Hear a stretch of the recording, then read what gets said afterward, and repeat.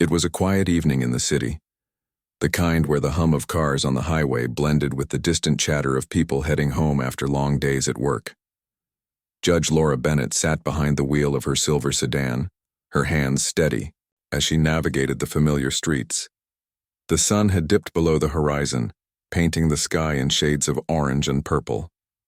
She glanced at the clock on her dashboard. It was almost 7:30 p.m.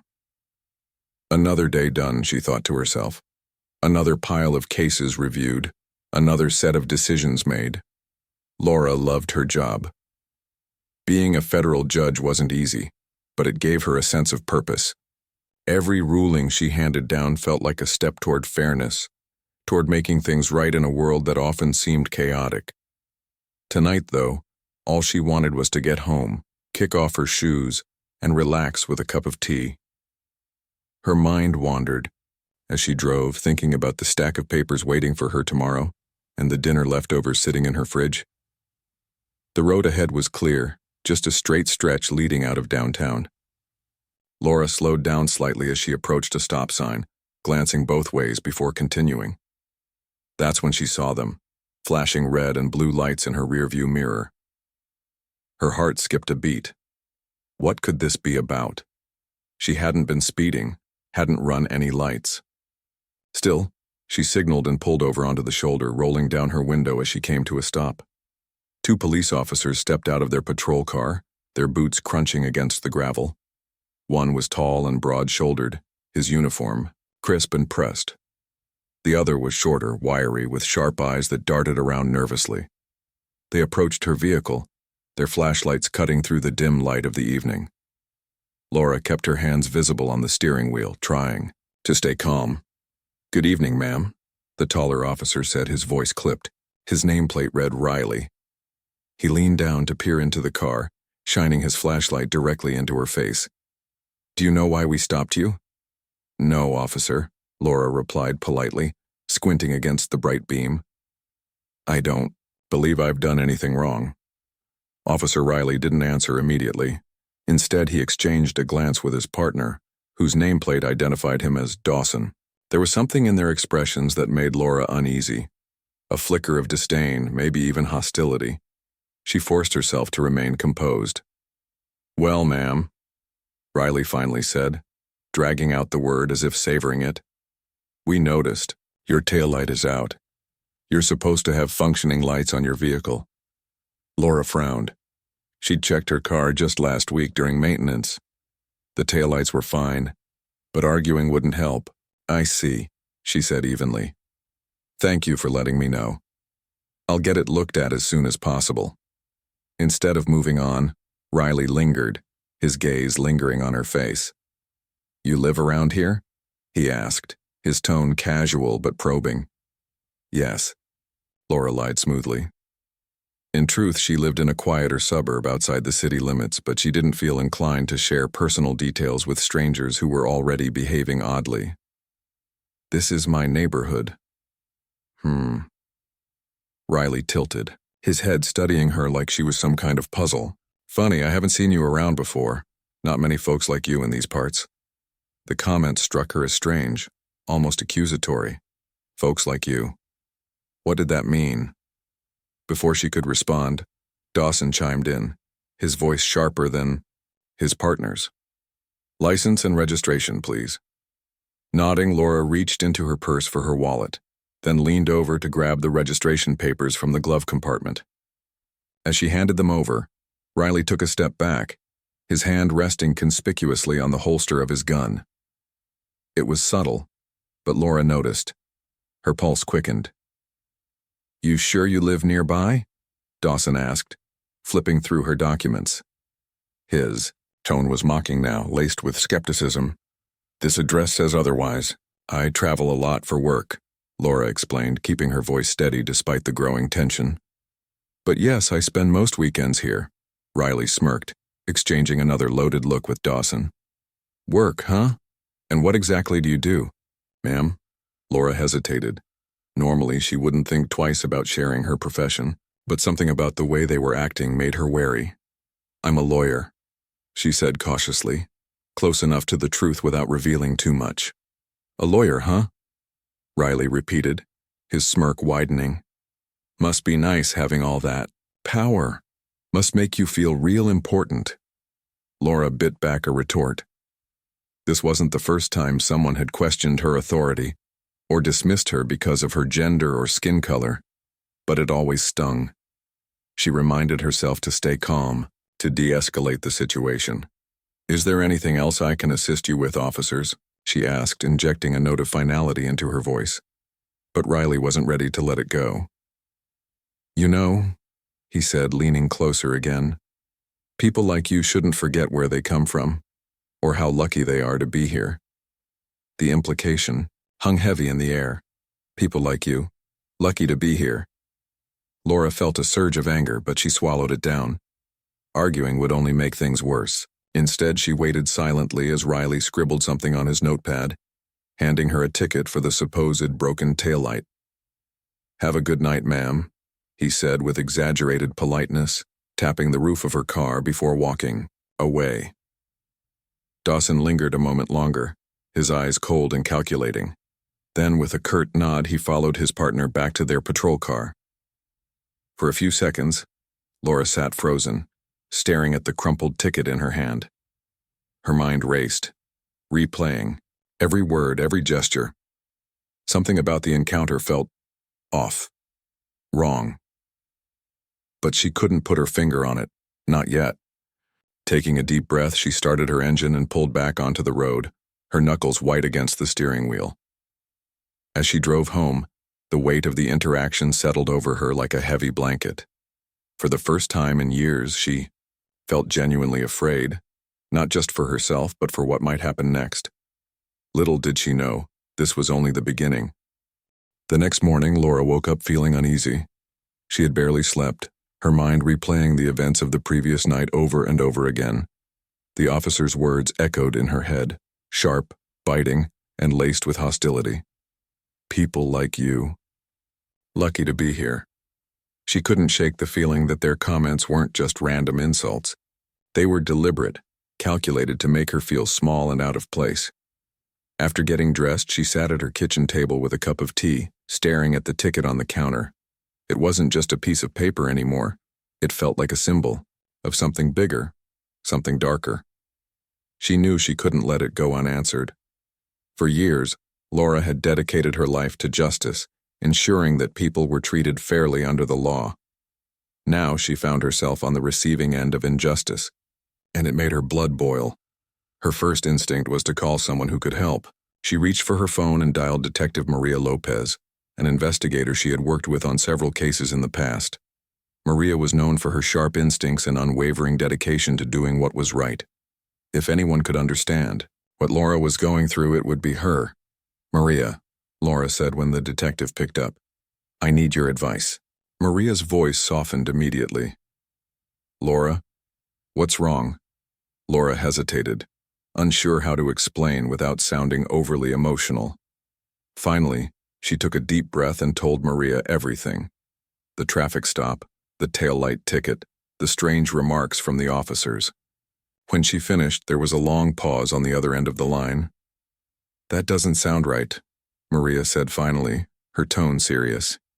They singled you out, didn't they? Yes, Laura admitted.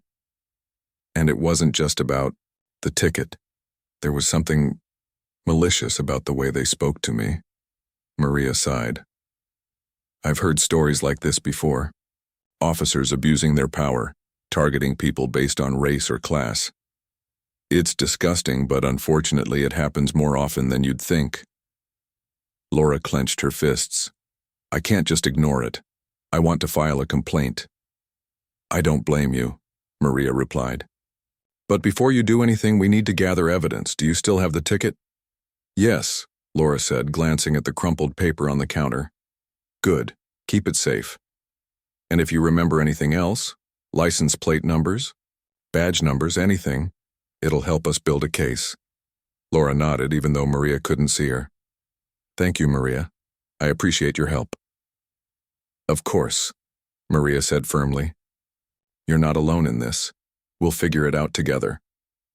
Later that day, Laura drove to the police station to file her official complaint. The building was bustling with activity.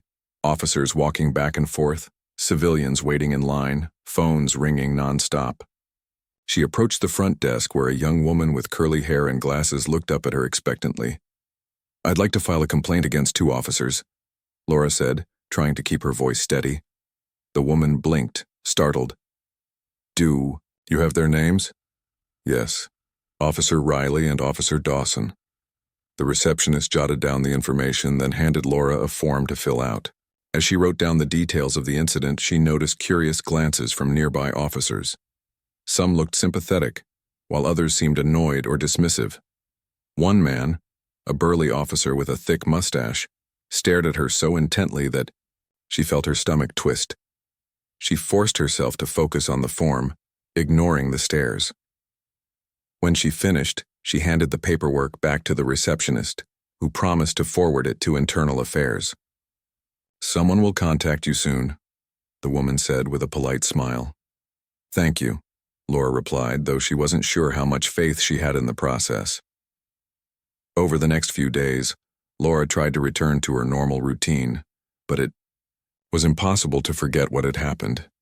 Every time she left the house, she found herself glancing in her rearview mirror, half expecting to see flashing lights behind her.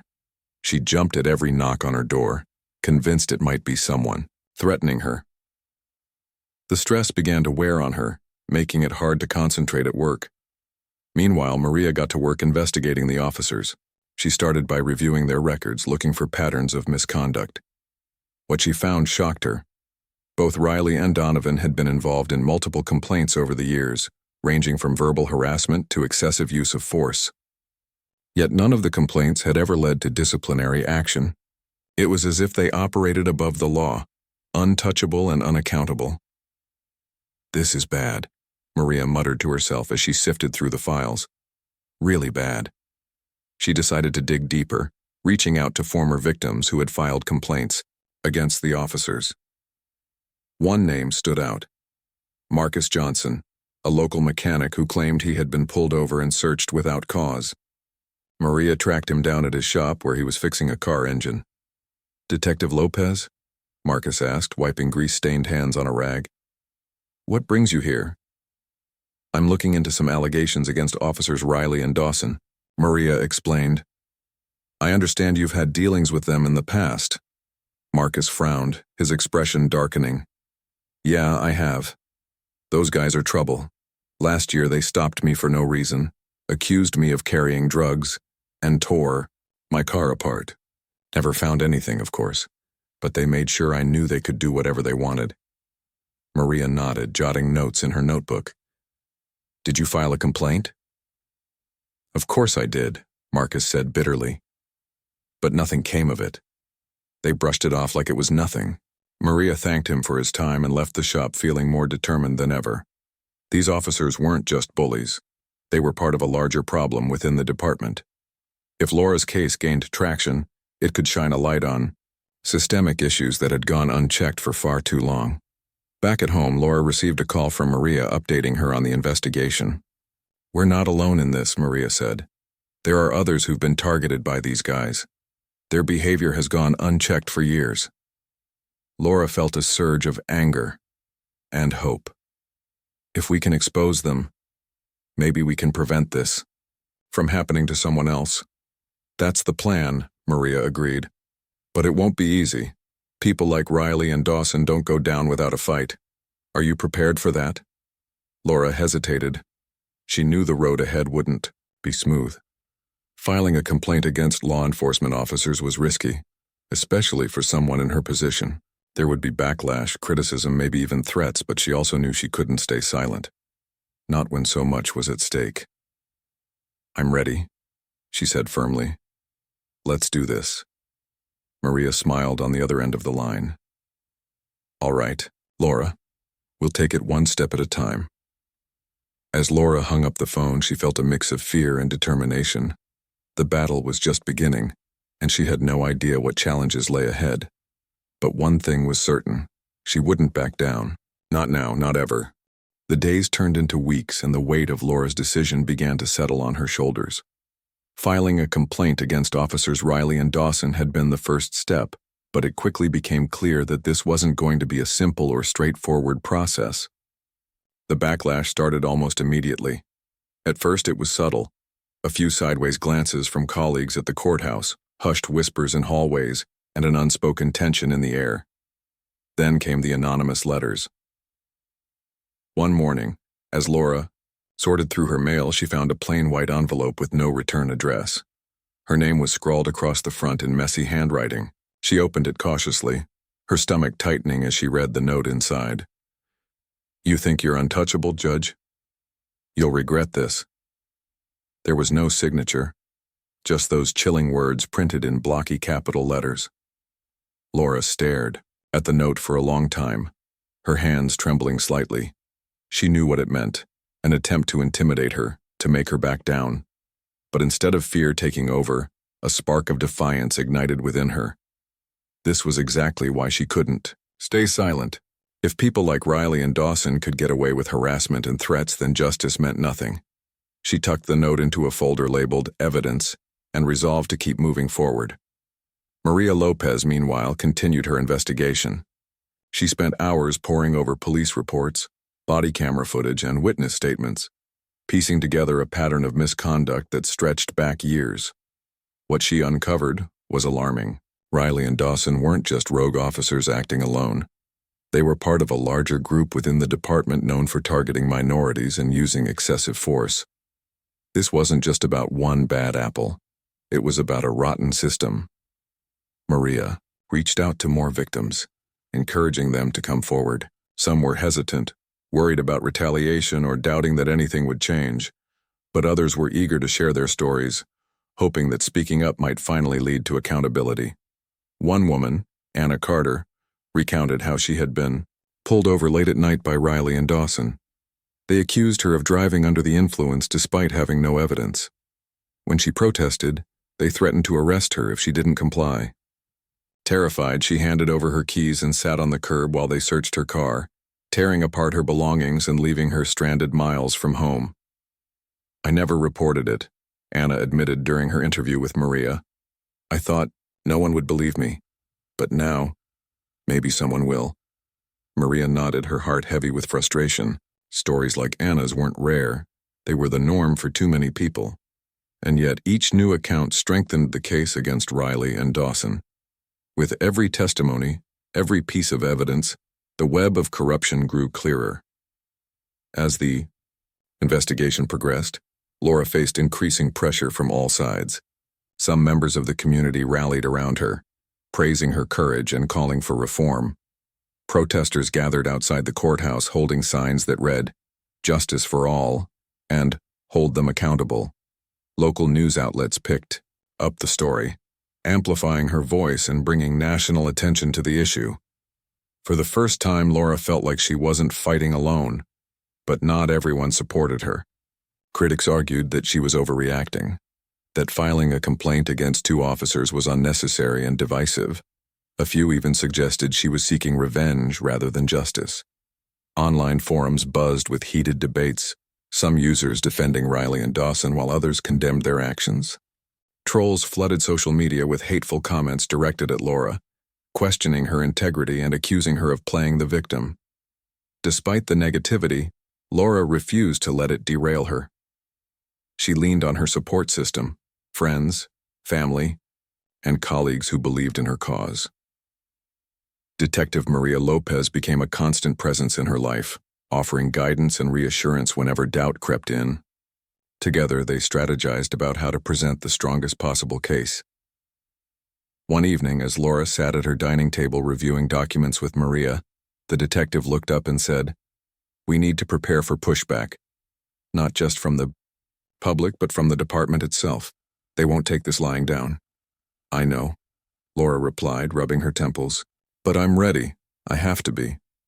Maria nodded approvingly. "Good. Because we're close to something big. If we play our cards right, this could expose far more than just Riley and Dawson.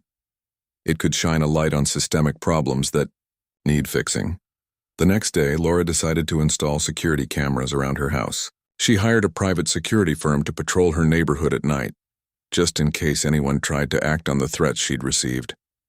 It was a sobering reminder of the risks she was taking, but it also reinforced her determination. She couldn't let fear dictate her choices. Meanwhile, Maria arranged a meeting with Kevin Hayes, a prosecutor known for his work on civil rights cases. Kevin listened intently as Maria laid out the evidence they had gathered. By the end of the presentation, he was nodding thoughtfully. "This is strong," Kevin said. "Strong enough to bring charges. But we'll need cooperation from witnesses. Are they willing to testify?" "They are," Maria assured him. "Most of them understand how important this is, not just for Laura, but for everyone who's been wronged." Kevin agreed to take on the case, promising to do everything in his power to hold Riley and Dawson accountable. As the legal wheels began turning, Laura allowed herself a moment of cautious optimism. Maybe, just maybe, they were close to achieving real justice. But deep down, she knew the hardest battles were still ahead. The road to accountability was rarely smooth, especially when it involved challenging powerful institutions. Laura braced herself for whatever came next, knowing that giving up wasn't an option. If she faltered now, it wouldn't just be her fight that failed. It would be everyone's. The courtroom was packed on the day of the trial. Rows of wooden benches stretched across the room, filled with spectators who had come to witness what many were calling a landmark case. Reporters lined the back of the room, notebooks in hand, cameras poised to capture every moment. The air buzzed with anticipation, a mix of excitement and tension that made it hard to breathe. Laura sat at the plaintiff's table, her posture straight but her hands clasped tightly together. She wore a simple navy blue suit, her hair pulled back neatly. Despite her outward calm, her heart raced. This was it, the moment she had been preparing for, dreading, and hoping for all at once. Detective Maria Lopez sat beside her, offering quiet reassurance whenever Laura glanced her way. Prosecutor Kevin Hayes stood nearby, shuffling through papers and occasionally whispering instructions to his team.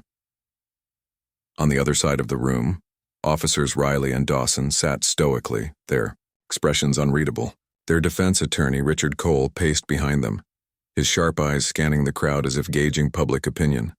He was a tall man with slicked back hair and an air of confidence that bordered on arrogance. Everyone knew he had a reputation for winning tough cases, often by discrediting the accusers. As the judge entered the room and took his seat, the murmurs died down, replaced by an eerie silence. The proceedings began with opening statements. Kevin Hayes stepped forward first, his voice steady and clear as he addressed the jury. "Ladies and gentlemen of the jury," he began, "this case is about accountability. It's about holding those in positions of power responsible for their actions. Officers Riley and Dawson are accused of abusing their authority, targeting individuals based on race, and violating the trust placed in them by the community. We will present overwhelming evidence, testimonies from victims, video footage, and documented patterns of misconduct that prove these allegations beyond any reasonable doubt." His words hung in the air, heavy with purpose. When he finished, the courtroom remained silent for a beat before Richard Cole rose to deliver his own statement. He smiled faintly, his tone smooth and almost friendly. "Members of the jury," he said, spreading his arms slightly as if inviting them into his narrative, "what you're about to hear is not a story of wrongdoing, but of misunderstanding. My clients are dedicated officers who have served this city for years.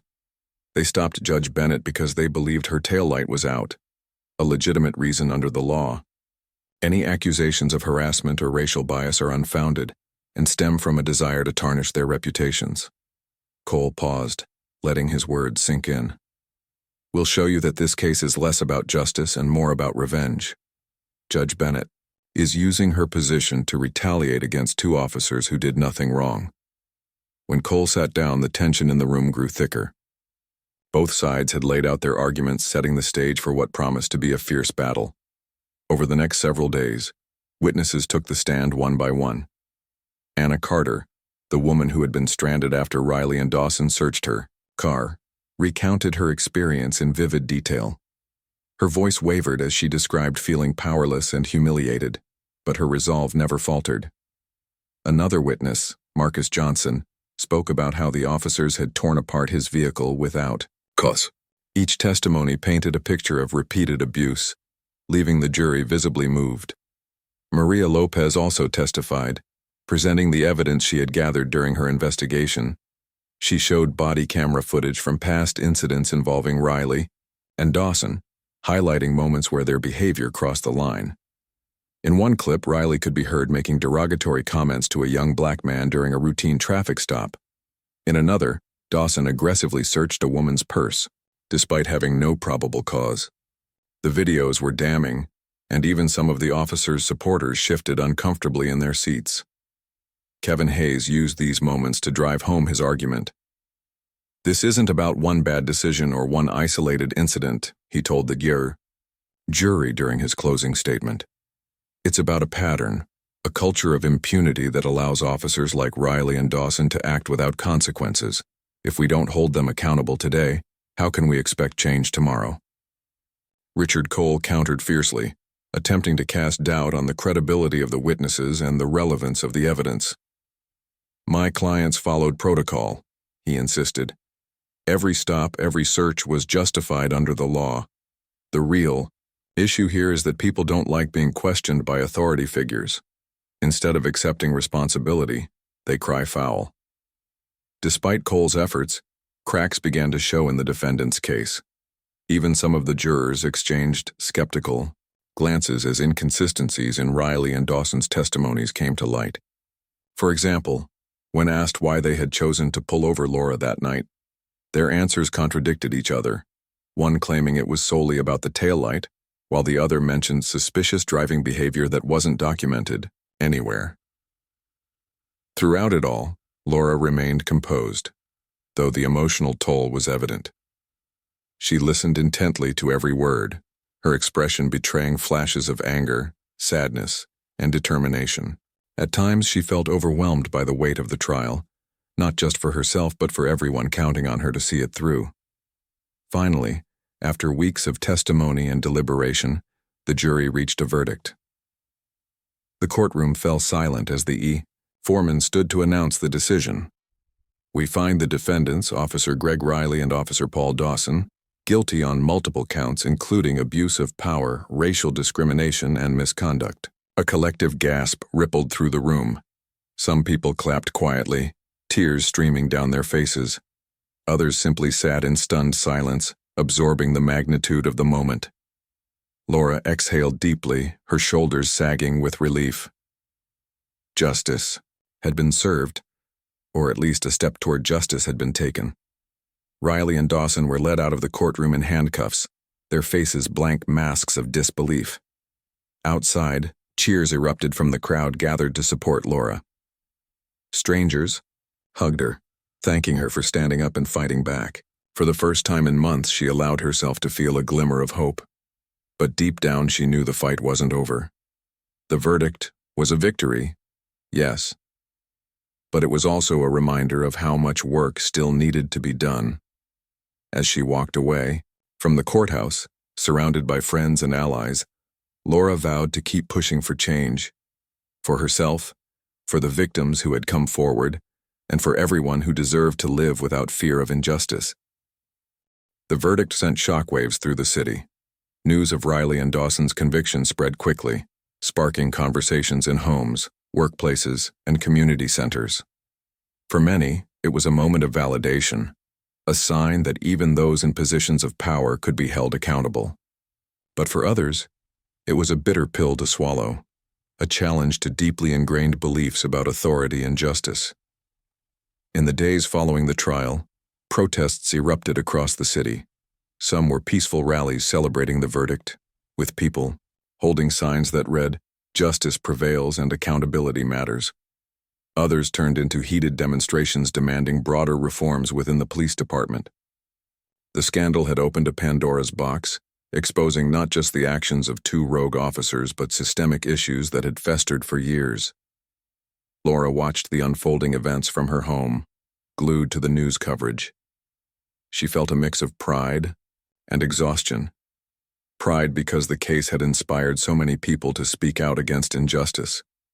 Exhaustion because she knew this was only the beginning. Winning the trial didn't mean the fight was over. It meant the real work was just starting. Detective Vi. Maria Lopez called her one evening, her voice filled with urgency. "Laura, you need to see this," she said. "Internal Affairs is digging deeper into the department. They've already identified more officers connected to Riley and Dawson. This could get bigger than we imagined." Laura sighed, rubbing her temples. "I figured as much. These kinds of patterns don't happen in isolation." "Exactly," Maria replied. "But here's the thing. They're facing resistance. Not everyone wants this investigation to continue. Some higher-ups are trying to shut it down." "That doesn't surprise me," Laura muttered. "Change always comes with pushback." Maria hesitated before speaking again. "You might get caught in the crossfire. Are you ready for that?" Laura thought for a moment. She had known from the start that challenging the system would come with risks. Threats, criticism, and attempts to discredit her were inevitable. But giving up wasn't an option. "I'm ready," she said firmly. "If they think I'll back down now, they're wrong." Meanwhile, the fallout from the trial continued to ripple through the community. Riley and Dawson were sentenced to prison, along with several other officers implicated in the widening investigation. Their arrests made headlines, further fueling public outrage. Families of victims came forward, sharing stories of harassment, brutality, and neglect. Each new account added weight to the growing call for reform.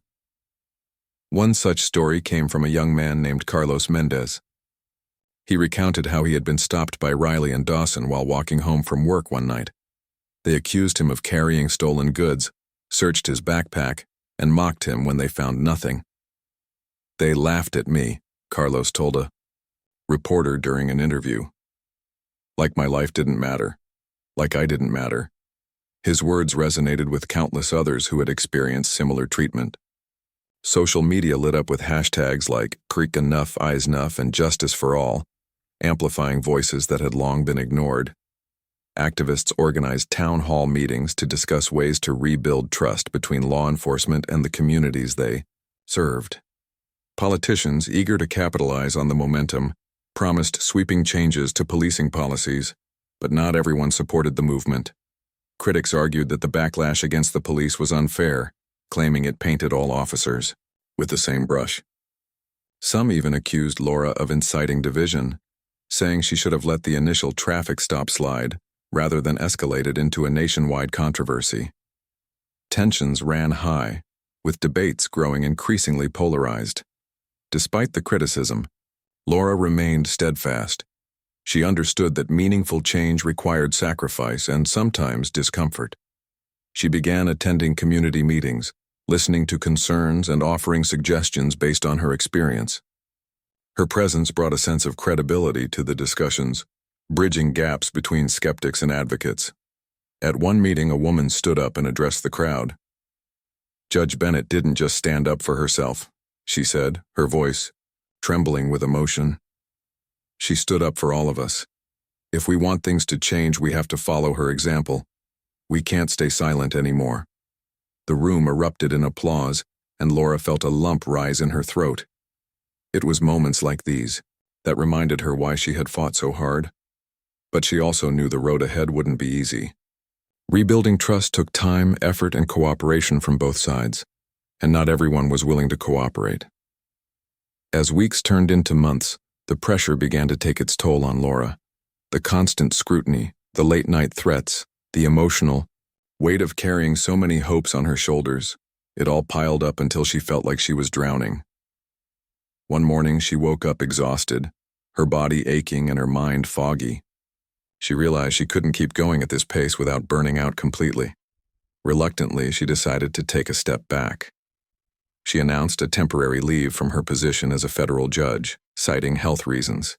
The decision sparked mixed reactions. Supporters praised her for prioritizing her well-being, while critics accused her of running away from the spotlight. But Laura didn't care what others thought. She needed time to heal, to process everything that had happened, and figure out her next steps. During her leave, she focused on self-care. She spent quiet mornings reading books, afternoons gardening in her backyard, and evenings talking to friends who reminded her she wasn't alone. Slowly, she began to feel like herself again. The anger and fear that had consumed her started to fade, replaced by a renewed sense of purpose. Maria visited her often, bringing updates on the ongoing investigations. More officers had been suspended or fired, and several lawsuits had been filed against the department. Public opinion was shifting, with more people calling for transparency and accountability. Change was happening, slowly, painfully, but it was happening. "You've done so much already," Maria told her during one visit. "Don't forget to give yourself credit." "I know," Laura replied with a small smile, "but there's still so much left to do." By the time Laura returned to work, the landscape had changed. The police department had implemented new training programs aimed at addressing racial bias and improving community relations. Independent oversight committees had been established to monitor officer conduct. While far from perfect, these measures marked a step in the right direction. Laura threw herself back into her role with renewed energy. She worked closely with reform advocates, helping draft policies designed to prevent future abuses of power. She mentored young lawyers eager to make a difference, sharing lessons learned from her own experiences. And she continued speaking out, using her platform to amplify marginalized voices. Though scars remained from the ordeal, the stress, the threats, the sleepless nights, Laura refused to let them define her.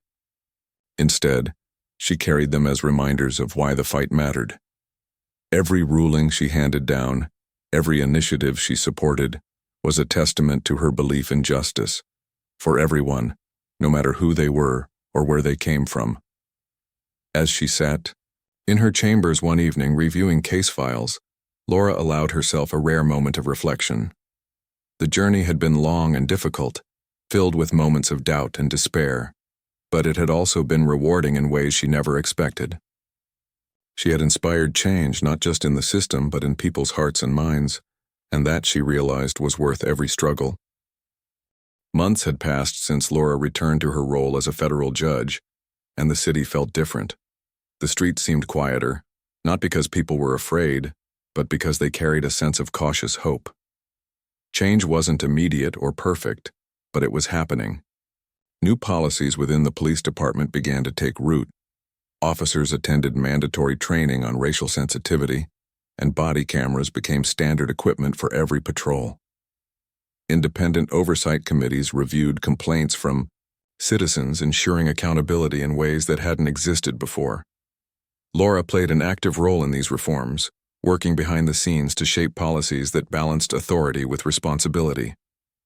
She collaborated with community leaders, activists, and even some members of law enforcement who genuinely wanted to improve relations between officers and the neighborhoods they served. It wasn't always smooth sailing. There were disagreements, setbacks, and moments when progress felt painfully slow, but Laura remained committed. Every small victory mattered. One crisp autumn morning, Laura stood on the steps of the courthouse, watching as a diverse crowd gathered below. They weren't there for a trial or a protest this time. Instead, they had come together for a rally celebrating the strides made toward justice and reform. Signs waved in the air. "Justice is a journey. Together we rise," and "Change starts here." Children ran around laughing while adults shared stories of resilience and hope. Maria Lopez stood beside Laura, her arms crossed as she surveyed the scene. "Looks like your courage inspired more than you thought," she said with a smile. Laura chuckled softly. "It wasn't just me. People like you fought just as hard, if not harder. I was just one piece of the puzzle." "Maybe," Maria replied, "but you were the one who refused to stay silent. That made all the difference." Laura nodded, her gaze drifting back to the crowd. She spotted familiar faces: Anna Carter, Marcus Johnson, Carlos Mendez. All individuals who had once been victims of abuse but now stood tall, ready to advocate for others.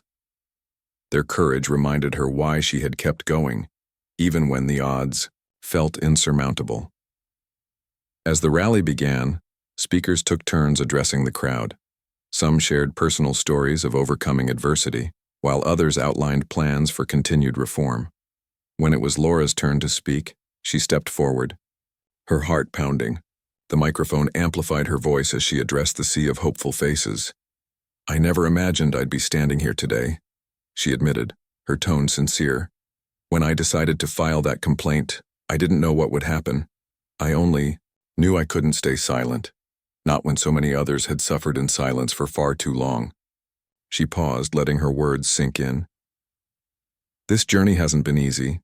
There have been challenges, doubts, and moments when giving up seemed like the easiest choice. But we didn't give up. Together, we proved that change is possible, even when it feels impossible." The crowd erupted into applause, their cheers echoing through the square. Laura smiled, feeling a warmth spread through her chest. This wasn't just about her. It was about everyone who had joined the fight, whether by speaking out, supporting each other, or simply believing that things could get better. After the rally ended, Laura stayed behind, helping clean up signs and trash left behind by the crowd. As she picked up a discarded poster reading "Justice Prevails," she noticed a young girl tugging at her mother's sleeve nearby. The child pointed at Laura, her eyes wide with curiosity. "Mommy, is that Judge Bennett?" the girl asked. Her mother nodded, kneeling down to explain. "Yes, sweetie. She's the lady who stood up to those bad policemen. She helped make sure they couldn't hurt anyone else." The girl looked at Laura again, admiration shining in her eyes. "Wow, she's brave." Laura overheard the exchange and felt a lump rise in her throat. Brave. She wasn't sure she deserved the label, but hearing it from a child made her realize something important. Bravery wasn't about being fearless. It was about acting despite fear. About choosing to do the right thing even when it was hard.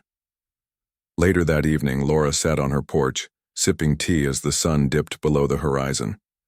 The sky glowed orange and pink, casting a soft light over her neighborhood. For the first time in months, she felt at peace. The threats had stopped, the stress had eased, and the weight of the past year no longer crushed her shoulders. Detective Maria Lopez joined her, carrying 2 cups of coffee. "Thought you might need this," she said, handing one to Laura. "Thanks," Laura replied, taking a sip. "I needed the company more than anything." They sat in comfortable silence for a while, listening to the sounds of the evening, crickets chirping, leaves rustling in the breeze. Finally, Maria spoke. "You've done incredible work, Laura. Not just during the trial, but afterward, too. You've given people hope." "I couldn't have done it without you," Laura said, "or without everyone else who stood by me." Maria shrugged modestly. "Still, don't underestimate how much impact one person can have. You started this chain reaction. Look at everything that's changed because of you." Laura thought about that for a moment. It was true. The case had sparked a movement, inspiring others to demand accountability and fairness. But it wasn't just about the changes in policy or the arrests of corrupt officers. It was about shifting mindsets, fostering empathy, and reminding people that justice belonged to everyone. "I think my favorite part of all this," Laura said after a pause, "is seeing how many people are willing to keep fighting. Reform isn't something that happens overnight. It takes effort, patience, and teamwork. And I see so much determination in this community." Maria grinned. "That's because they learned from the best." Laura laughed, shaking her head. "Stop. You're making me blush." They shared a laugh, the kind that came easily after months of tension and struggle. For the first time in a long time, Laura allowed herself to relax, to enjoy the moment without worrying about what came next. As the weeks turned into months, Laura threw herself into her work with renewed passion. Every ruling she handed down reflected her belief in fairness and equality. She mentored young lawyers, encouraging them to use their skills to uplift marginalized voices.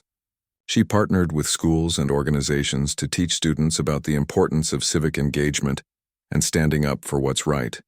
But perhaps the most meaningful part of her life was the relationships she built along the way. Tarimar of police misconduct became friends, allies, and collaborators. Officers committed to reform sought her advice on bridging gaps with the community. Even strangers approached her in grocery stores or parks to thank her for her courage. One day, as she walked through the courthouse halls, a janitor stopped her. "Excuse me, Judge Bennett," he said shyly. "I just wanted to say thank you. My son, he looks up to you. He says he wants to be a lawyer someday, like you." Laura felt tears prick her eyes. "Tell him I said that's wonderful," she replied, "and remind him that no matter what path he chooses, he should always stand up for what's right."